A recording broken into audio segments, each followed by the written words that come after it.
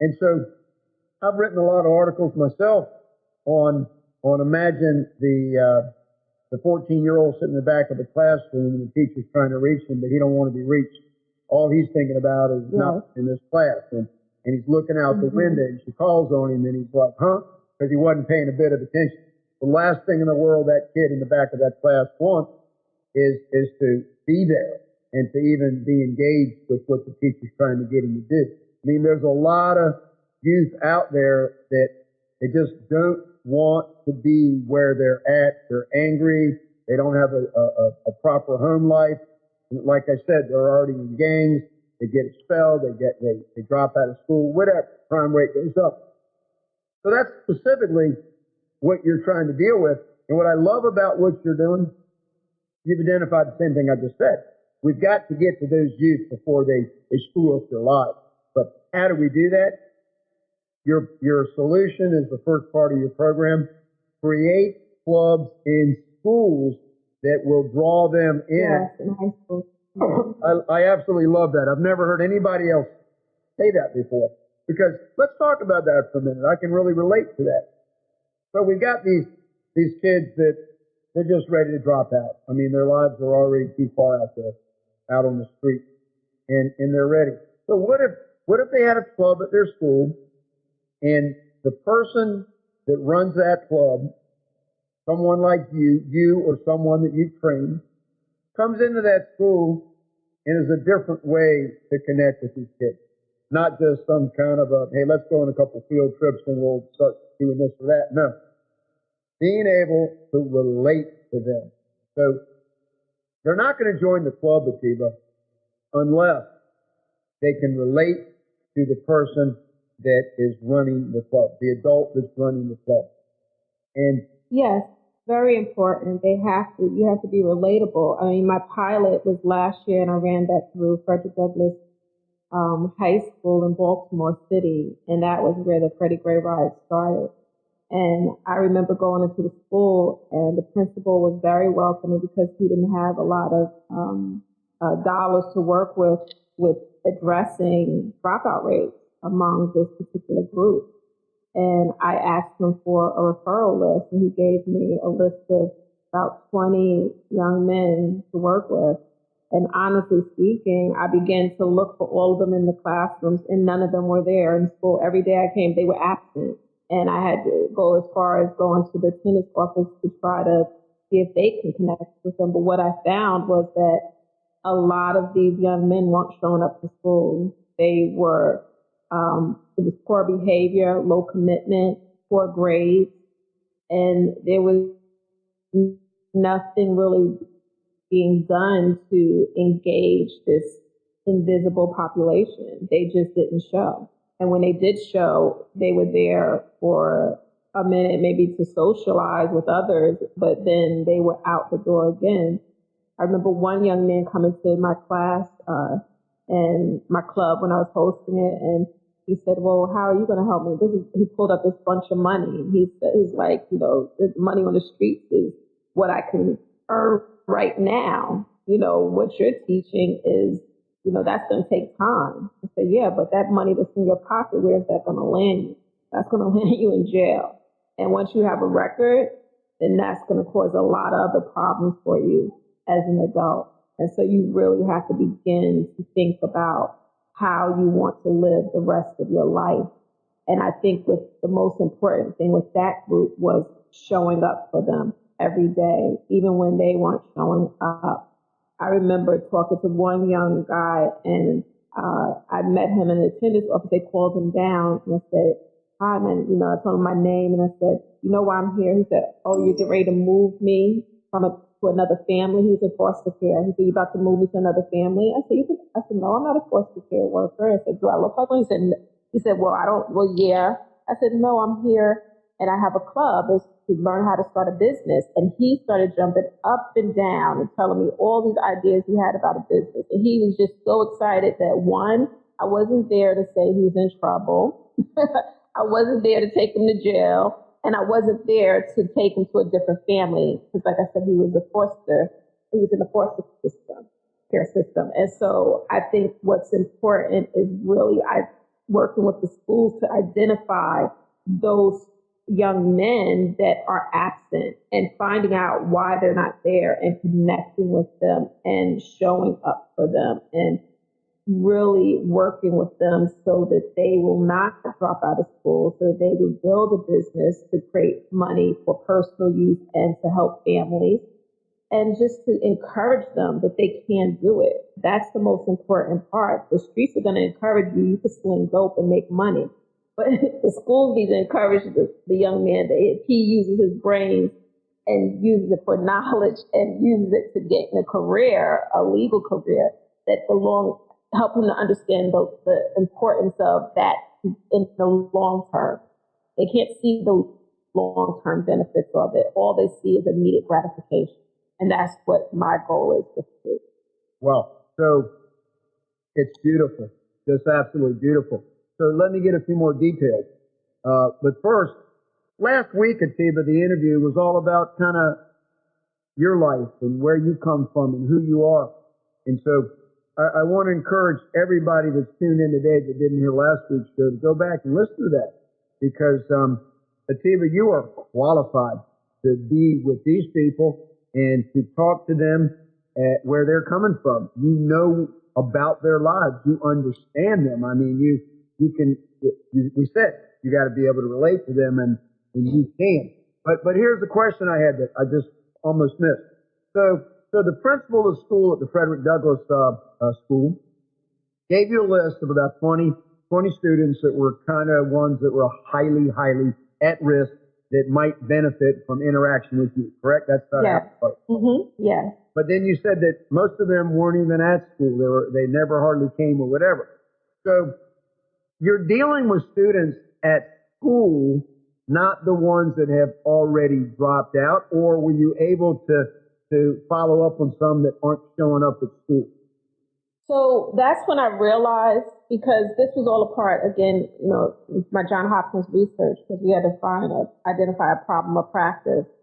And so initially going in, I thought, oh yeah, cool, to create chapters, and this would solve the problem because of this data that I found on the crime drop rate with Parker coming out of the University of Delaware.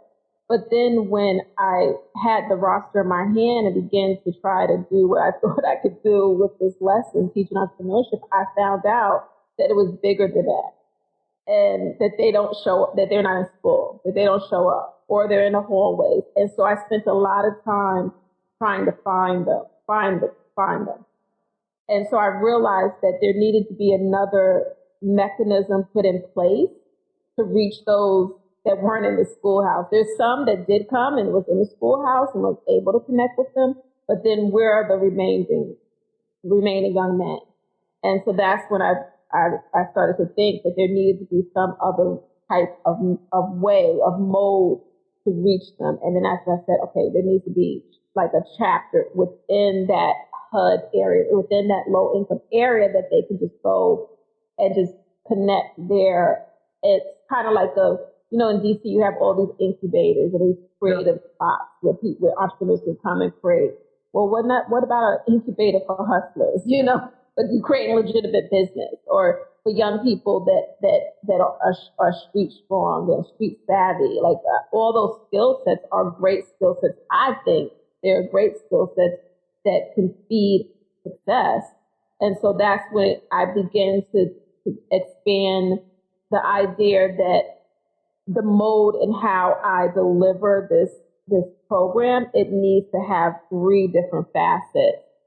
Because initially it started with just high school students, then I expanded and I found, okay, there's more. I need to increase the age by 24. My whole goal was really to try to catch the young people in high schools because I wanted to stop them from gaining records. By the time 18, you have a record, or depending on what the crime is, you can have a record even if you're younger than 18. So I really wanted to reach that group before they went down that road that would have tremendous dangers and just a lot of things that would cause them to suffer even more in this poverty state because of their criminal record. So the whole idea was, one, to reach them in the high schools.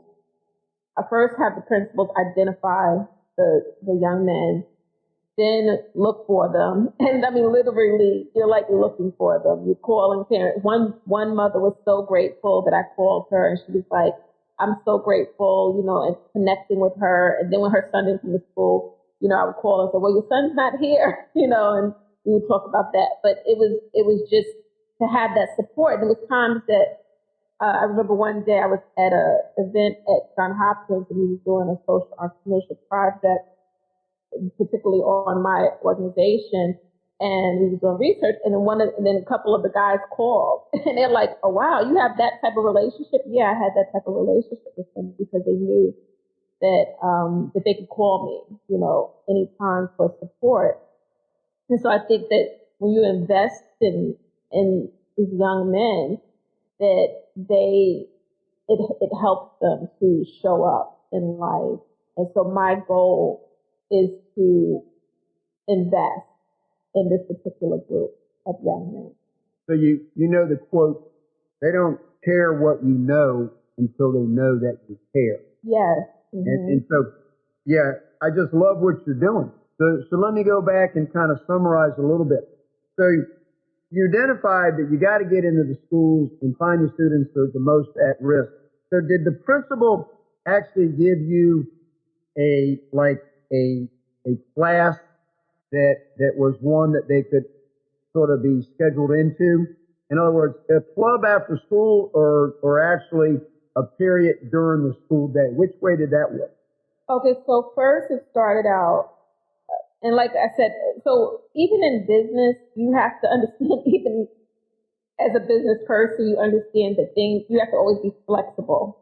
Because you may have an idea about a particular business, but then it doesn't work because the consumer may not like the idea, or the hours of operation may not be effective. So you have to constantly have that mindset of being flexible. So for me, when I went into the school, I already had a mindset of being flexible because I knew what I wanted to do, but then from the reality of what I was seeing, I knew I needed to make adjustments. So when I went into the school, like I said, my plan was to have an after-school program. Well, I found, and they told me quickly, the young men that I did find, that they wasn't staying after school. So they had things to do.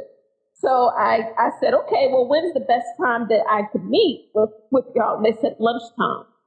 So that's when I started setting up, and the principal gave me a room to meet in, and we would set up during lunchtime. And so there was different blocks. Sophomores have in Baltimore, sophomores have their blocks, juniors have their blocks.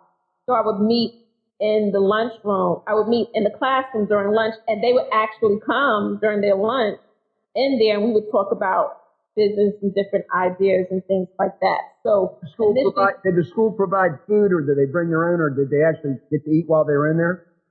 They could bring their lunch in there. Yeah, they could bring, they get lunch from the cafeteria and they could bring it in there. And then sometimes I would have something in there. So you actually gave them alternative place to eat their lunch. So they got to know where, go get your lunch in the cafeteria, come into the room and hang out and let's talk. Yeah, well, they knew that. And then all of a sudden they started bringing people. And then it was like this little spot that you can hang that gets to know me, and we talk business and ideas and creative things. And I just learned from that it was interesting. I think the biggest challenge for me was that young girls was even coming too. And I said, I'm just dealing with young men, but girls wanted it too. I didn't turn them away. I had 2 girls in the group too.